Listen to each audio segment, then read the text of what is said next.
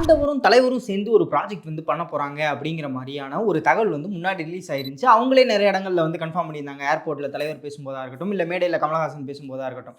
அந்த ப்ராஜெக்ட்டுக்கு ஓகே 2 பேரும் சேர்ந்து நடிக்க போறாங்க. அதுக்கு வந்து ஒரு டைரக்டர் தேடிக்கிட்டு இருக்காங்க அப்படிங்கிற மாதிரி எதிர்பார்த்துட்டு இருக்கும்போது, நேத்து அஃபிஷியலா ஒரு அப்டேட் வந்து கிடைச்சிருக்கு. என்னன்னு பார்த்தீங்கன்னா, 2 பேரும் சேர்ந்து இருக்க ப்ராஜெக்ட் தான்.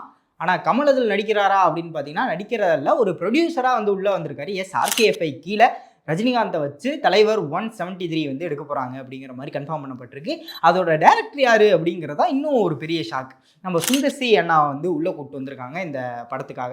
ஸோ அப்படி இருக்கும்போது ஃபேன்ஸ் மத்தியில ஒரு பயங்கரமான எதிர்பார்ப்பு வந்து இருக்கு. ஏன்னா கமலஹாசனை வச்சு அன்பே சிவம் அப்படிங்கிற ஒரு படம் வந்து சூப்பரான ஒரு சப்ஜெக்ட் கொடுத்தாரு. இந்த பக்கம் தலைவரை வச்சு அருணாச்சலம் வந்து பயங்கரமான ஒரு ஃபயரான ஒரு படத்தை வந்து கொடுத்துருப்பாப்ல.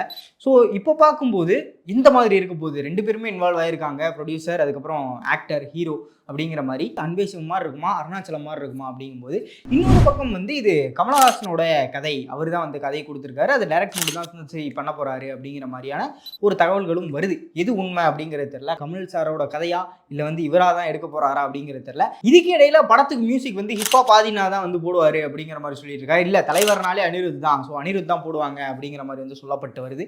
இந்த படத்துக்கு யார் மியூசிக் பண்ணால் நல்லா இருக்கும், கதை வந்து எந்த மாதிரி இருந்தால் நல்லா இருக்கும் அப்படிங்கிற உங்களுடைய தாட்ஸ் அண்ட் வியூஸை மறக்காம கீழே கமெண்ட் பண்ணிருங்க.